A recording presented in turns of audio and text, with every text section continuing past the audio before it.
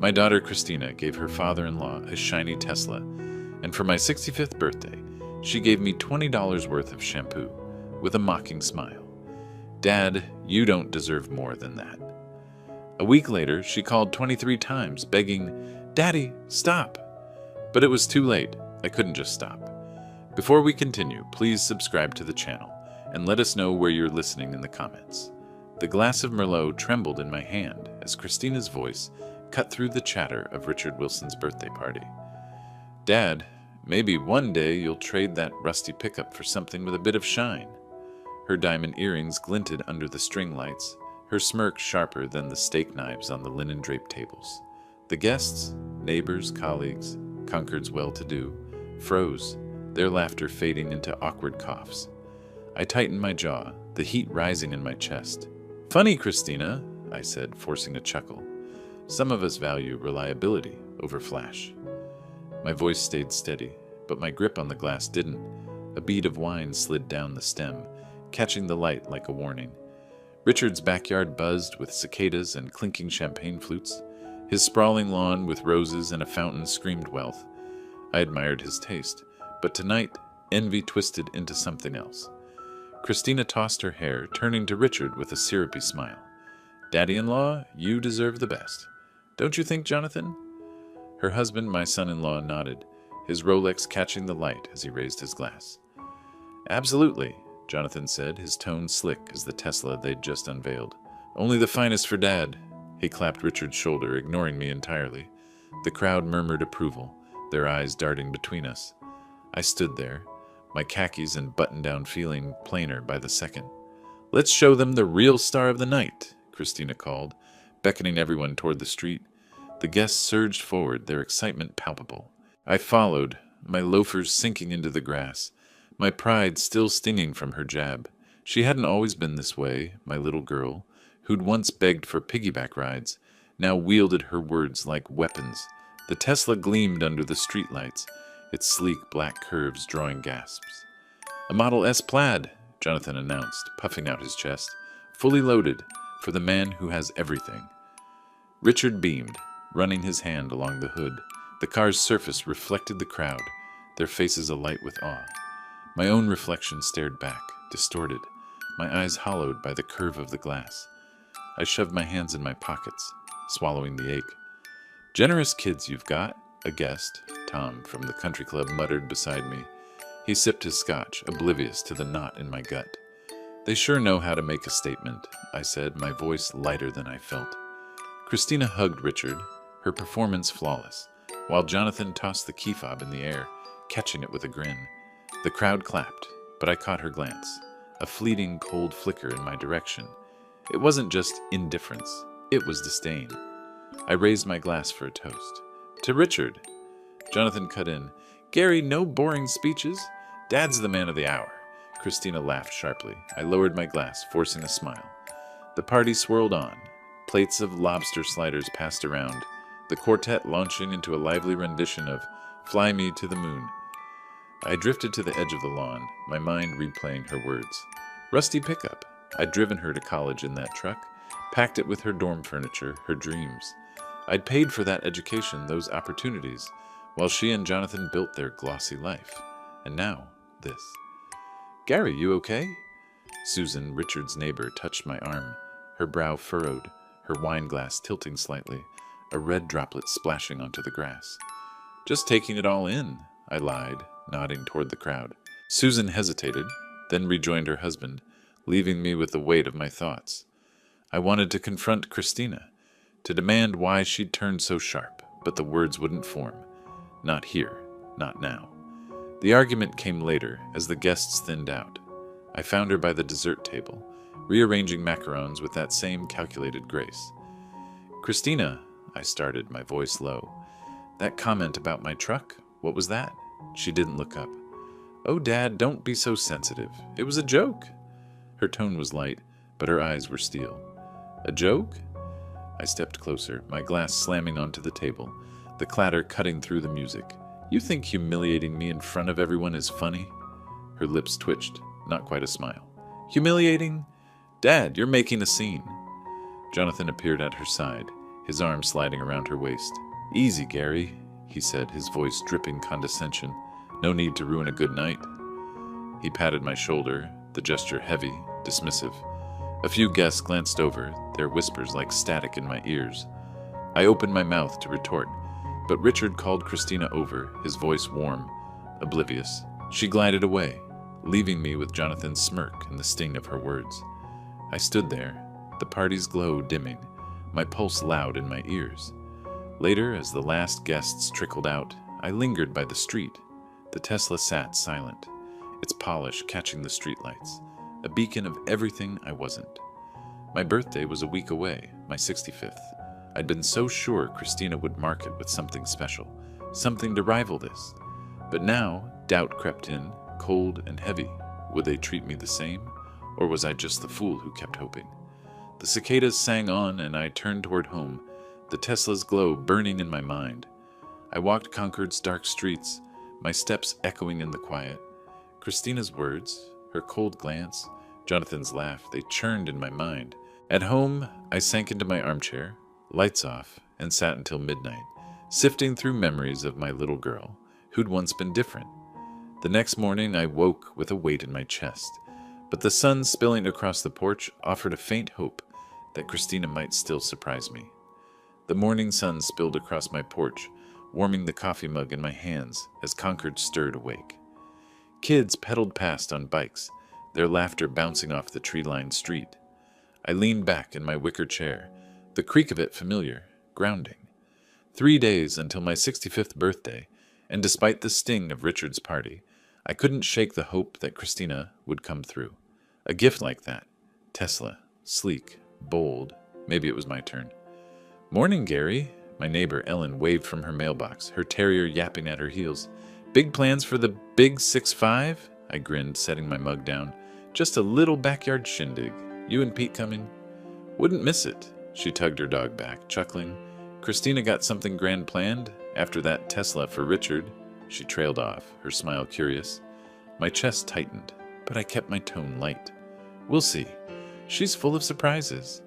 Ellen nodded and headed inside, leaving me with the echo of her question. Surprises. Christina had always been good at those, even as a kid. Crayon drawings tucked under my pillow, her gap-toothed grin lighting up my world. Now, though, her surprises cut deeper.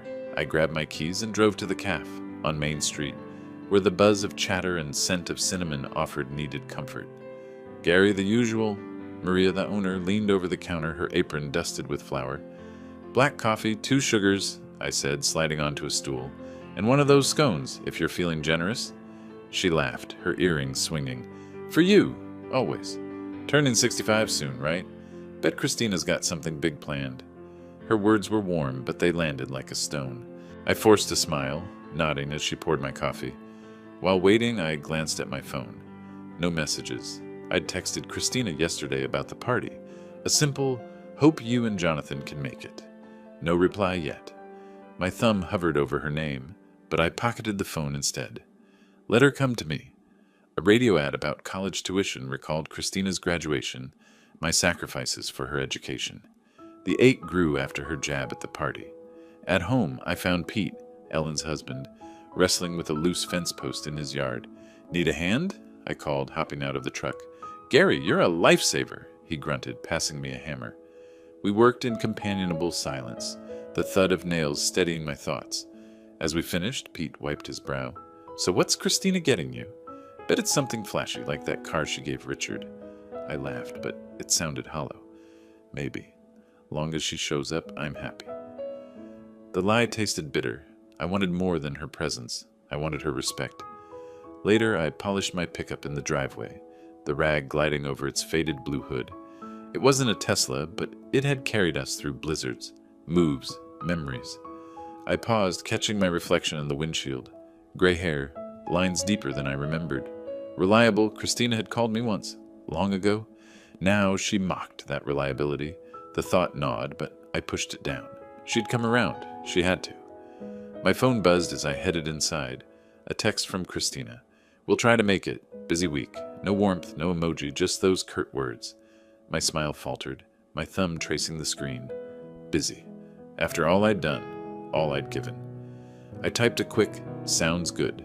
See you then," and hit send, my optimism fraying at the edges.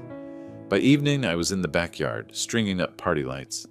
The air was warm, the grass soft underfoot.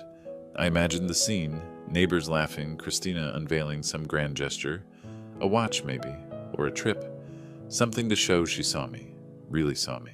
I clipped the last light in place, its glow flickering against the dusk. A breeze swept through, cool and sharp, carrying the faint buzz of my phone. I checked it, nothing, just the wind and that nagging doubt, whispering she might let me down again. Birthday morning dawned with clear skies and the bustle of final preparations. I set up tables, checked the grill, and glanced at my phone again. No messages from Christina. Guests started arriving by evening, their voices filling the yard with the warmth I craved. I stood by the gate, greeting everyone, but my eyes kept drifting to the road, searching for her car.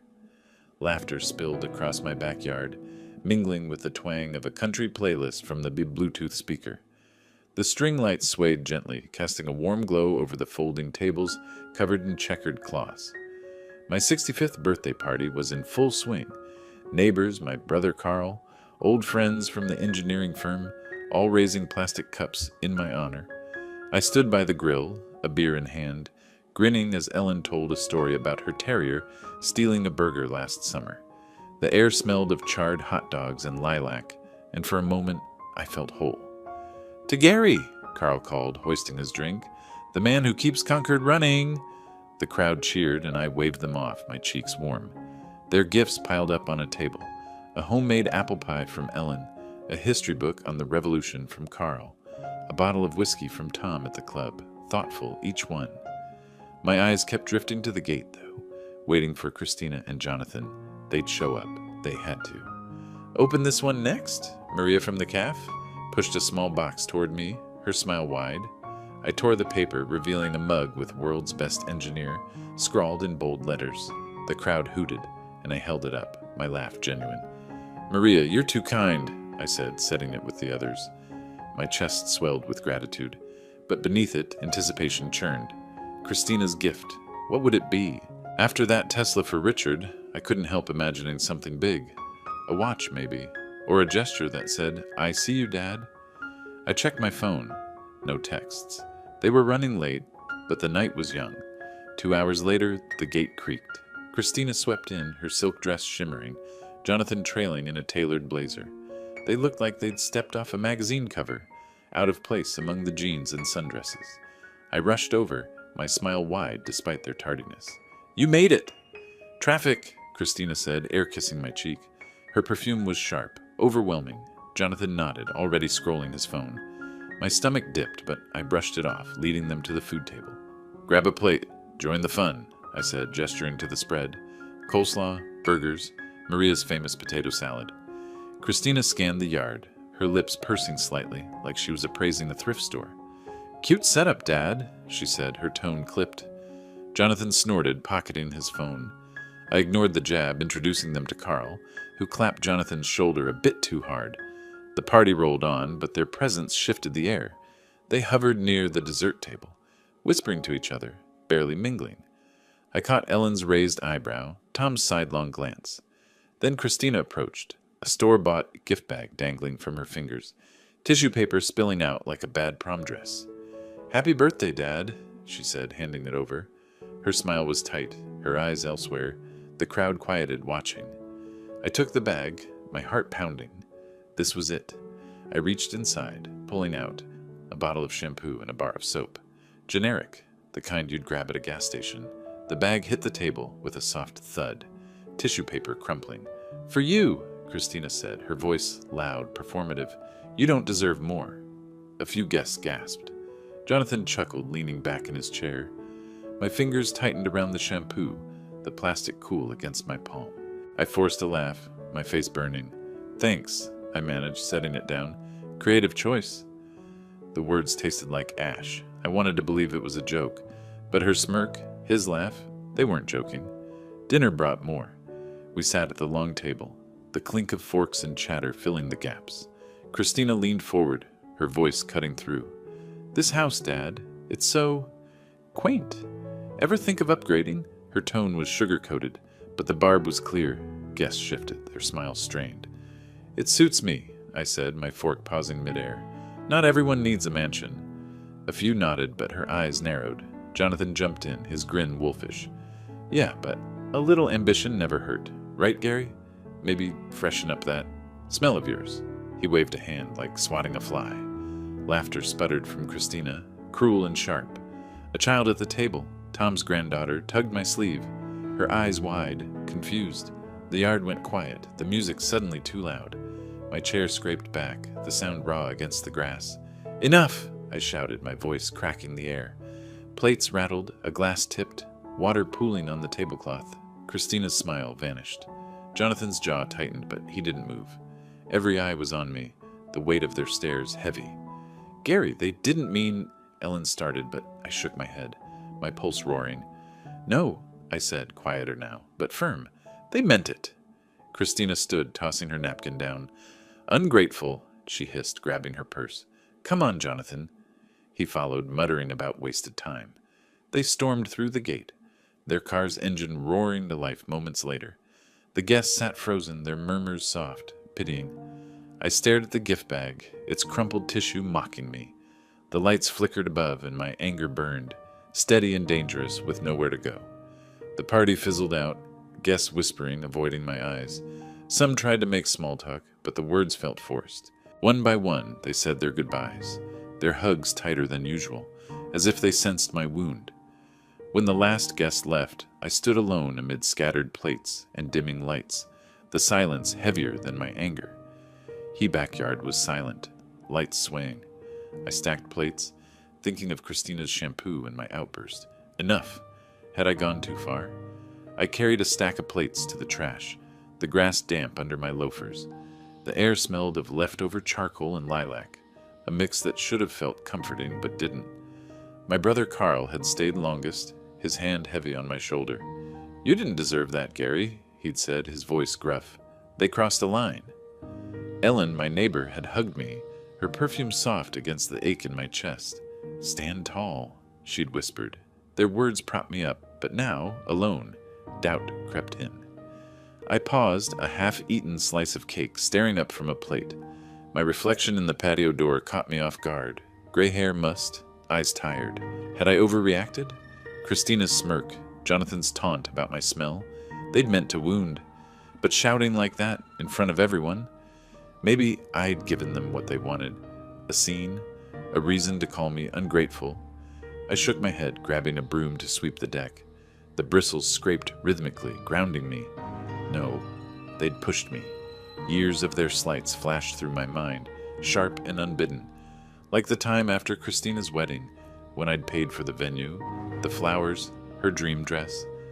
I'd called to check on her honeymoon, my voice eager, only to hear her sigh through the phone. Dad, I'm busy, she'd said, her tone clipped, like I was a nuisance. I'd stared at the receiver, the dial tone humming, my generosity thrown back in my face. The memory stung, but it steadied me. I wasn't wrong to snap. They'd been chipping away at me for years. Her coldness, his smug pats on the shoulder. I swept harder, the broom catching a forgotten scarf, its silk snagging on the wood. Ellen's, probably. I folded it carefully, setting it aside. Small acts of care, that's who I was. Not the man they painted. Carl's voice came back to me, his words from earlier. You've given them everything, Gary. What have they given you? He'd lingered by the gate, his truck keys jangling. I'd shrugged, forcing a smile, but his question stuck. Nothing. They'd given me nothing but scorn. I carried the scarf inside, the house quiet except for the creak of the floorboards. In the kitchen, Ellen's hug replayed, her quiet strength, her urging me to stand tall. They're ungrateful, she'd said as she left, her eyes fierce. Don't let them walk over you. Her words lit something in me, a spark that hadn't died with the party's end. I sank into my armchair in the living room, the old springs groaning. The gift bag sat on the coffee table, its cheap paper crinkling as I nudged it. Shampoo and soap, a $20 insult. My fingers traced the bag's edge, the texture rough against my skin. This wasn't just a bad gift, it was a message. You're nothing to us. The thought tightened my chest, Not with sadness now, but with something harder. Anger. Righteous. Clear. I leaned back, staring at the ceiling, its familiar cracks mapping my thoughts. I'd spent my life building circuits as an engineer, a home for Christina, a legacy of quiet sacrifice. And they'd mocked it. No more. I wasn't the fool they thought. I'd show them. Not with shouts or scenes, but with something deliberate. Something they wouldn't see coming. My fist clenched, the knuckles pale against the armrest. The house was dark, the only light spilling from a lamp in the corner. The gift bag seemed to pulse in the shadows, a challenge.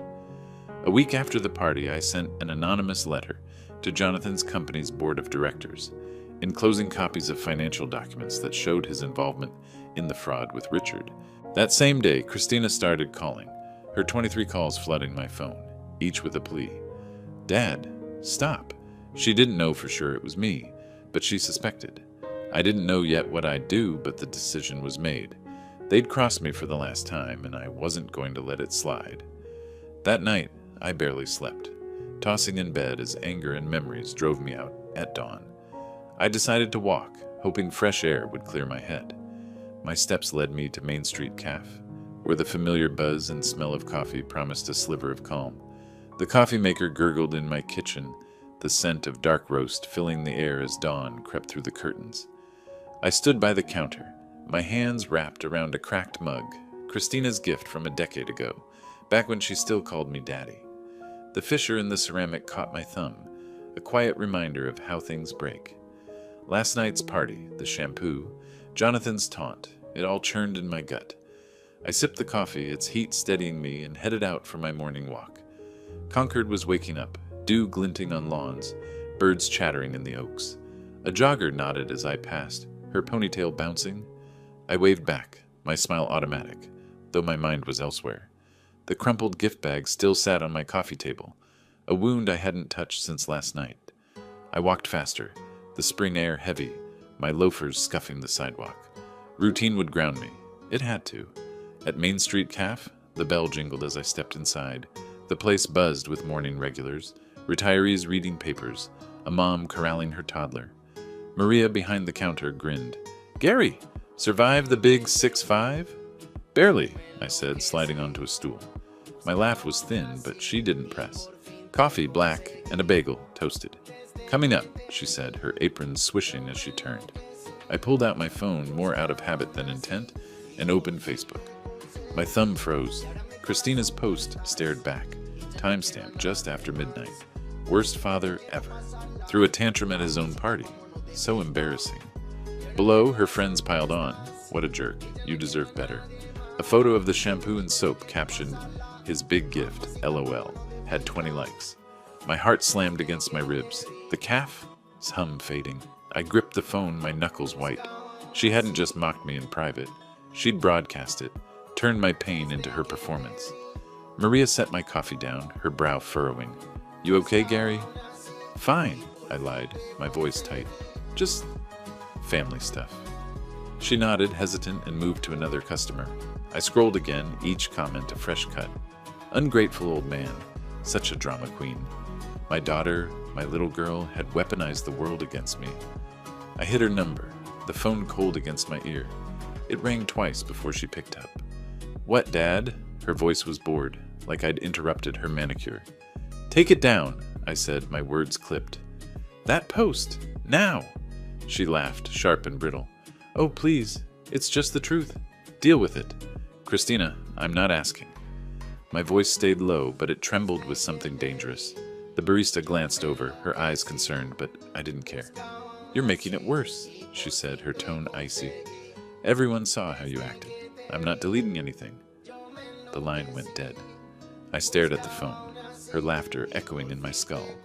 The mug shook in my other hand, coffee sloshing over the crack, burning my fingers. Gary? Tom, a regular, slid onto the stool beside me. His newspaper crinkled as he leaned in. You look like you saw a ghost. I forced a chuckle, setting the mug down. Just a rough morning. How's the grandkid? We chatted about his granddaughter's soccer game, the words mechanical. His kindness anchored me, but Christina's post burned behind my eyes. Worst father ever. After all I'd given her, college, her wedding, my pride, I paid and left, the cafe, its warmth no match for the chill in my chest. Walking home, Concord streets felt different. The colonial houses watching me. My warning to Christina replayed, "You'll face consequences," and I meant it. Not a shouting match, not a plea. Something real. The cracked mug flashed in my mind, its flaw a mirror to our fractured bond. She thought she could humiliate me and walk away. She was wrong. Back home, I called Frank, my old accountant friend with a nose for financial schemes. I briefly told him about the party and hinted I suspected Christina and Jonathan were up to something dirty. "Meet me at the corner diner at 10, he said, and I felt a plan taking shape. My steps quickened, the church bell tolling in the distance, its echo matching my pulse. I didn't know how yet, but I'd make her see. I'd make them both see. The diner's door swung shut behind me, the jukebox crooning an old Springsteen tune as I spotted Frank at a corner booth. His gray hair was thinner now, but his eyes still had that accountant's sharpness. I slid into the cracked vinyl seat, nodding. "Frank, good to see you." "Gary?" he said, his voice gravelly, a smile tugging at his lips. "Been too long." The air smelled of coffee and fried eggs. The checkered floor scuffed from years of Concord's comings and goings. The place felt like my old engineering office. Functional, no nonsense, a space for solving problems. And I had a problem. We ordered, black coffee for me, decaf for him, and got to it. "You said you had something on Christina and Jonathan," I said, leaning forward, my hands clasped on the Formica table. "What did you find?" Frank's hands shook slightly as he pulled a folder from his bag, his arthritis worse than I remembered. "You're not going to like it," he warned, sliding it over. "Look at this." I opened it, my eyes scanning bank statements, wire transfers, Richard's name in bold. My pulse quickened. "They bought that Tesla for Richard," Frank said, his voice low.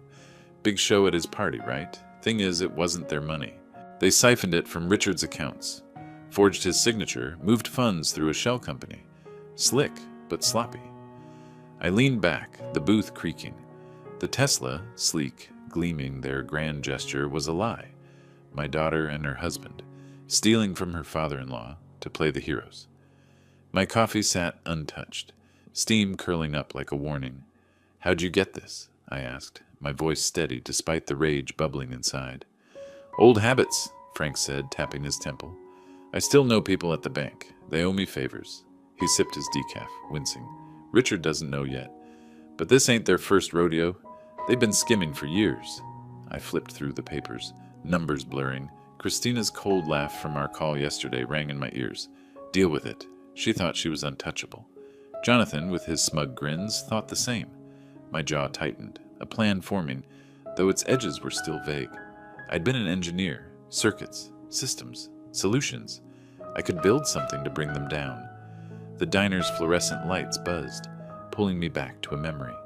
My old office, 1995. The hum of computers. A blueprint spread across my desk. A client's bridge design was failing. Too much stress on the joints. I'd stayed up all night, reworking angles, testing loads. By morning, it held. Strategy, patience, precision. That's what I needed now. Not anger, but a plan. "Gary?" Frank's voice cut through. "You okay?" "Yeah," I said, closing the folder. "Just thinking." I slid it back to him. "Keep this safe. I'll need it." He nodded, his eyes searching mine. "Be careful. They're reckless, but they're not stupid." I gave a tight smile, draining my coffee.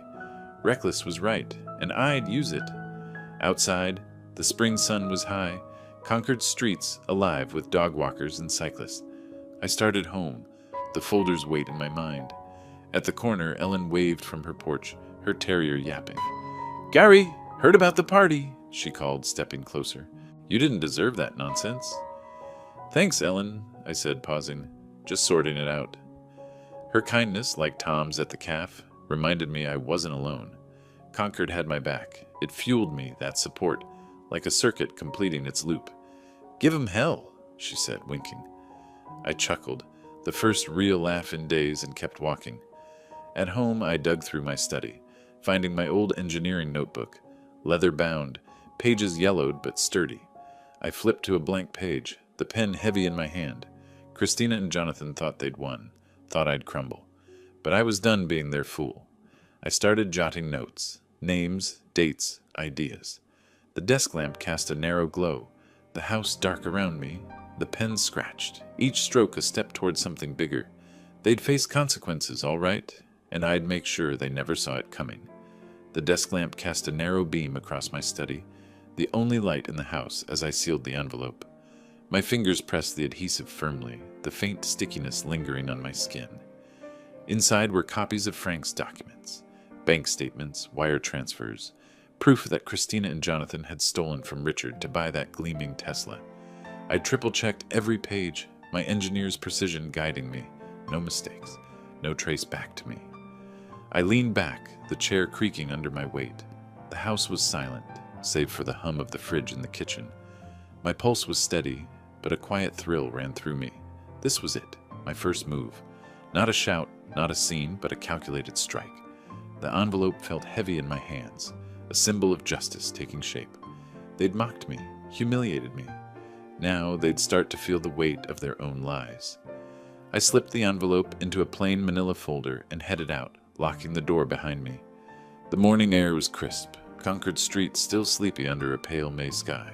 At a small park near the edge of town, I met the courier, a wiry man in a gray hoodie, his eyes darting as he took the folder. "No return address," I said, my voice low. "Deliver it to Richard Wilson's office by noon. Cash, as agreed." He nodded, a nervous tick twitching his jaw. "Got it. It'll be done." He pocketed the cash I slid across the bench, the bills crisp against his palm.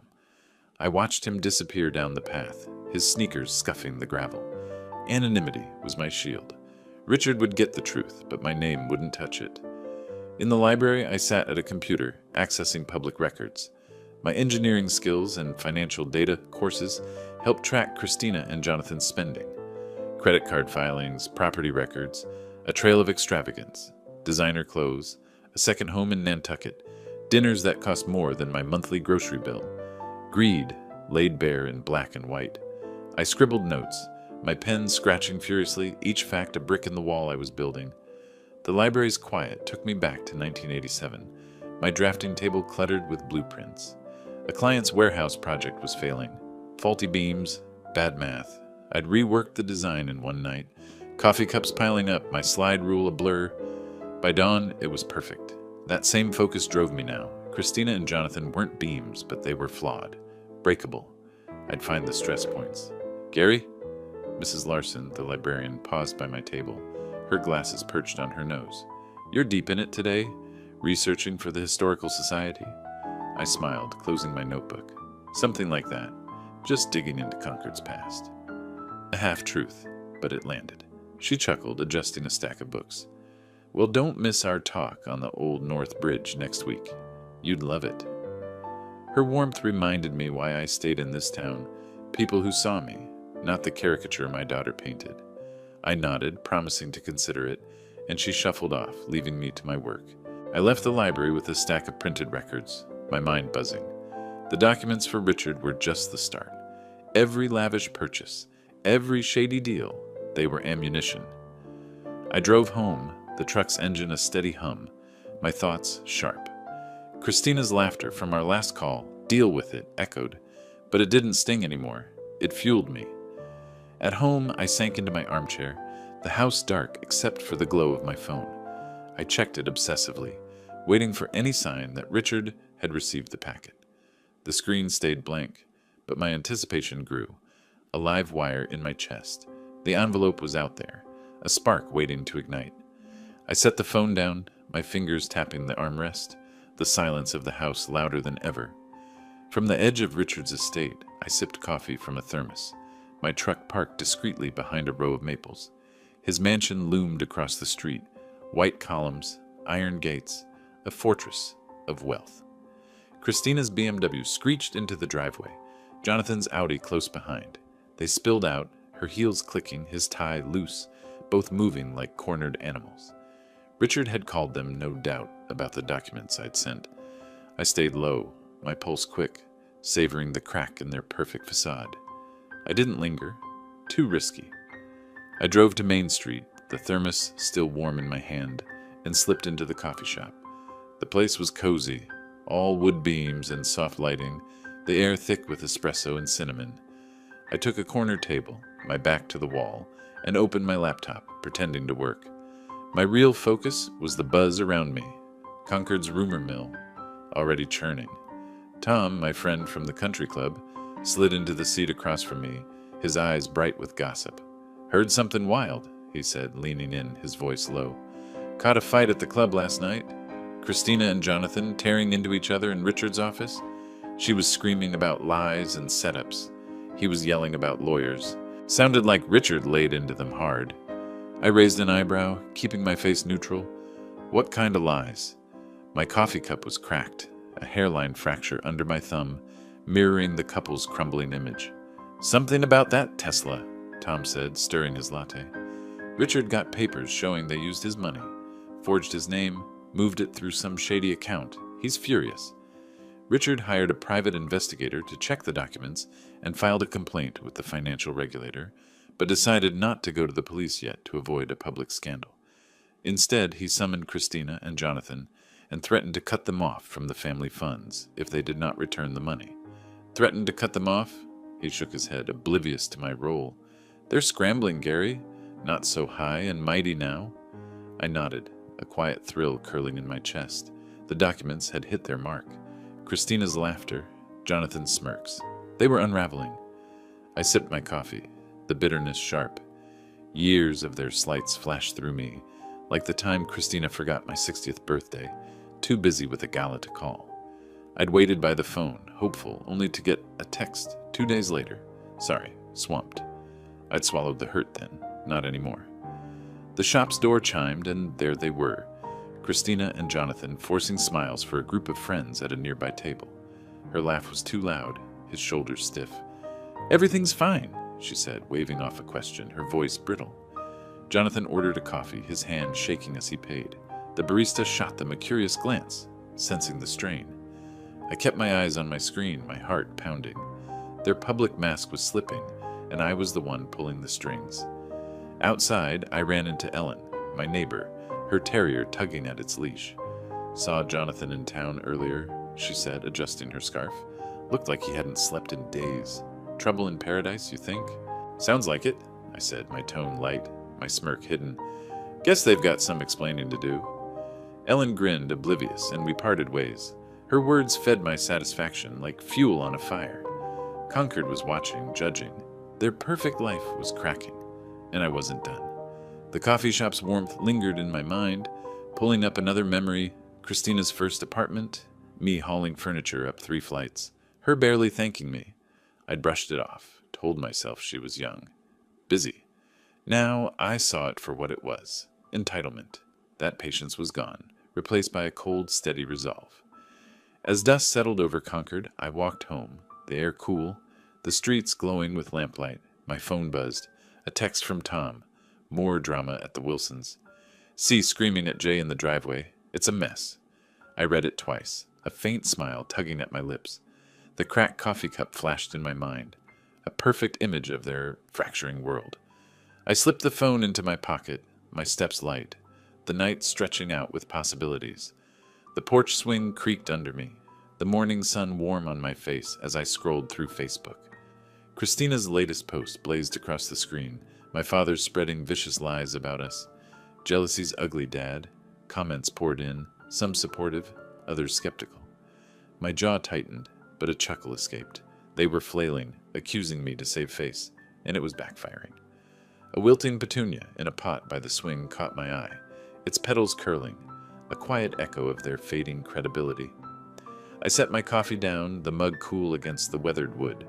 Their desperation was almost comical. They thought they could turn Concord against me, paint me as the villain, but I'd stayed quiet, stayed hidden, let them dig their own grave. My phone buzzed. Frank, my accountant friend, asking to meet. "Urgent," his text read. I grabbed my keys, the swing still swaying as I headed for the park. At Minuteman Park, Frank waited on a bench, his hands fidgeting, a nervous laugh escaping as I approached. "They tried to bribe me," he said, his voice low, glancing around. The air smelled of cut grass, leaves rustling in the breeze. "Showed up at my house last night. Christina, all smiles, offering 10 grand to say those documents were fake. Jonathan just glared, like he wanted to scare me." I leaned forward, my elbows on my knees. And? Told him to get lost, Frank said, his eyes hard. I'm not playing their game. But they're desperate, Gary. They know Richard's done with them. He shook his head, his arthritis making his fingers tremble. Watch your back. They're cornered. I nodded, my mind racing. A bribe, sloppy, reckless. They were unraveling faster than I'd expected. Thanks for the heads up, I said, my voice calm, though satisfaction burned in my chest. Keep me posted. Frank clapped my shoulder, his grip surprisingly firm, and we parted ways, the park's quiet wrapping around me. The post replayed in my mind, pulling up a memory. Christina at 8, clinging to my hand at a county fair, her eyes wide, trusting. She'd believed in me then, her daddy who could fix anything. Now she called me a liar to the world. The contrast sharpened my resolve, like a blade honed on stone. At the corner store, picking up milk, I ran into Maria, the calf owner. Heard Christina's stirring up drama online, she said, ringing me up, her tone gossipy but kind. Folks are saying she's in over her head. Rough week for her, huh? Seems so, I said, slipping her a smile. Guess the truth catches up. She laughed, handing me my change, and I left, the bell jingling behind me. Concord's whispers were turning against them, their allies thinning. My steps felt lighter, the milk jug swinging in my hand. Back home, I sat at my desk, pulling up the post again. The comments had shifted.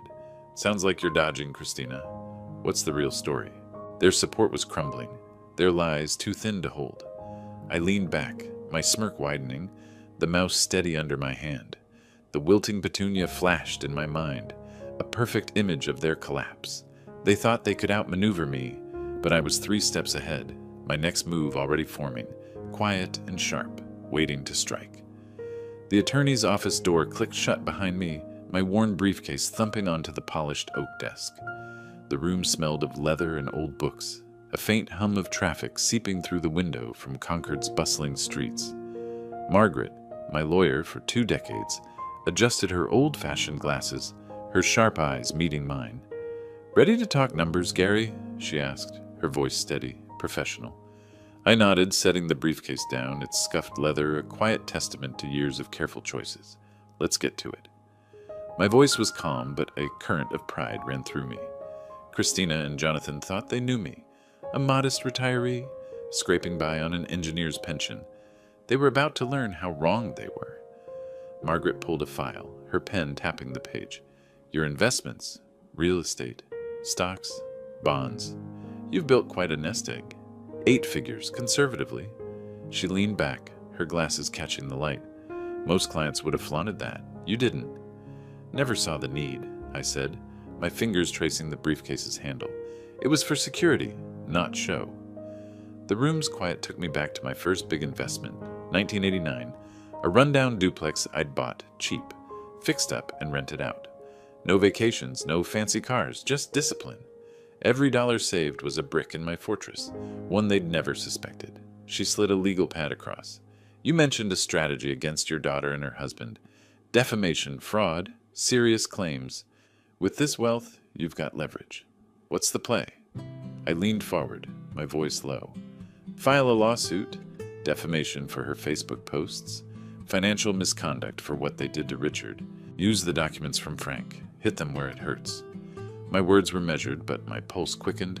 This wasn't revenge, it was justice, precise and cold. Margaret scribbled notes, nodding. We can start with a civil suit, public records, Richard's testimony. It's strong, but it'll get messy. You sure? Certain, I said, my jaw tight. They've had their chances. She met my gaze, her nod final, and we mapped out the first steps, her pen scratching like a metronome. My phone buzzed as I stepped onto Concord's main street, the air sweet with blooming lilacs. Christina's name flashed on the screen. I answered, bracing myself. Last night she called for the first time, screaming that she knew I had sent the documents to Richard. You're the only one who could have gone through our finances, Dad, she said, her voice trembling with anger. I didn't confirm it, but her guess was right. Dad, please, she said, her voice shaky, almost unrecognizable.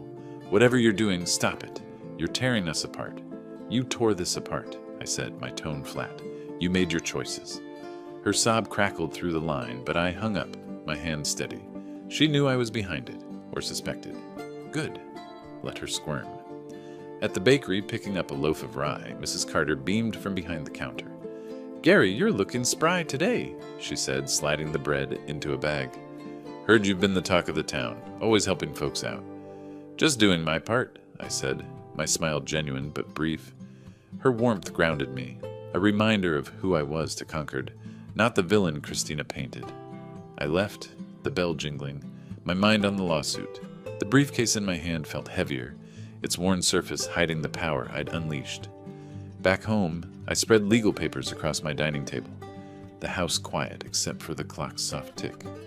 Margaret's draft complaint listed every lie, every theft, in stark black ink. My phone buzzed again. Christina, another call. I let it ring, the sound sharp against the silence. My eyes stayed on the papers, each line a step closer to justice. The briefcase sat nearby, a silent partner in my plan, its scuffs glowing faintly under the lamp.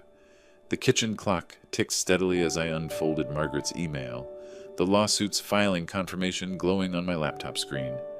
Defamation, financial misconduct, all laid out in crisp legalese, aimed at Christina like a well-placed arrow. My coffee steamed, untouched, the morning light slanting through the window. The words blurred briefly, not from doubt, but from the weight of it. Justice, finally moving. I leaned back, the chair creaking, my heart steady but fierce. I headed to the Concord market, the air alive with chatter and the scent of fresh produce. Stalls brimmed with apples, greens, homemade jams, the crowd a mix of locals and weekenders. I lingered by a honey vendor, my cap pulled low when I spotted her.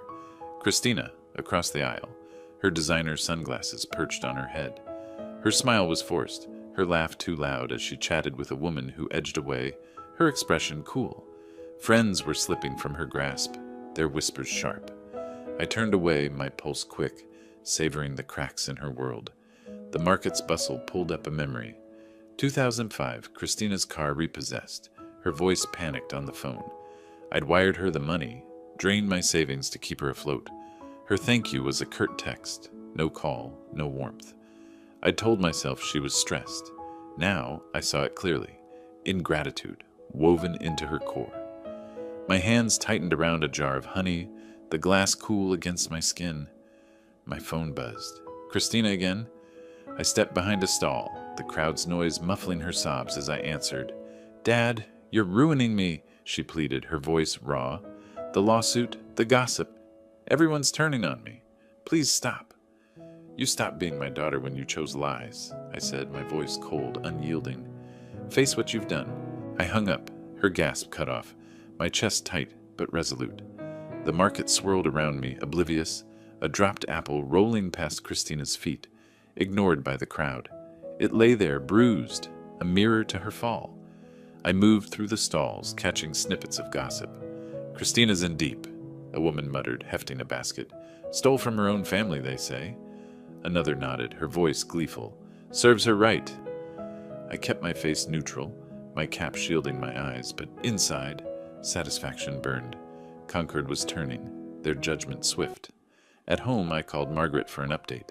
"It's filed," she confirmed, her tone crisp. "Public record now. Her social circle's already pulling back. Saw it on their posts. She's losing ground fast."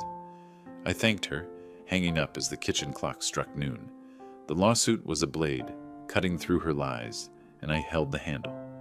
Later, walking past the market at night, the stalls shuddered.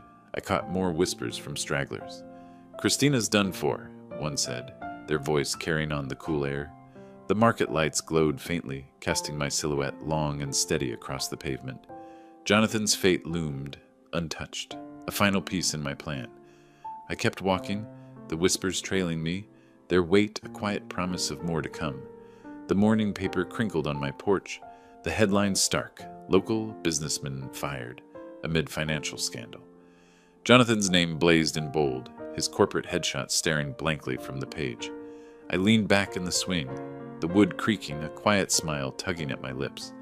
My anonymous tip to his company, bank records, emails, proof of his role in Richard's theft, had landed. His job, his status, gone. My revenge was complete, but the morning air felt lighter, freer. I sipped my coffee, the mug warm against my palms, when a car pulled up, Christina's BMW, gleaming despite her fall. She and Jonathan stepped out, her face pale, his hands trembling as he adjusted his tie. Richard called me the day before to thank me for the documents that exposed their scam. During the conversation, he casually mentioned my investments, which I had never told Christina about. "You're modest, Gary, but your wealth is impressive," he said, not knowing she was listening on the other line. They'd heard about my wealth, no doubt from Richard or some leak. They crossed the lawn, their steps hesitant, like children caught stealing. I stood, setting the paper down, my expression stone. "Dad," Christina started, her voice cracking. "We're sorry. We didn't know your money, everything. Can we just talk?" Her eyes darted, pleading but hollow. Jonathan nodded, his voice hoarse. "We messed up, Gary. Let's fix this. Family, right?" His hands shook, betraying his bravado. Their faces pulled up a memory. Christina at 16, me working double shifts to pay for her dance lessons, her dreams. I'd come home exhausted, her smile my reward. Now that girl was gone, replaced by this stranger, begging for mercy she didn't deserve. "You don't get to rewrite this," I said, my voice low, final.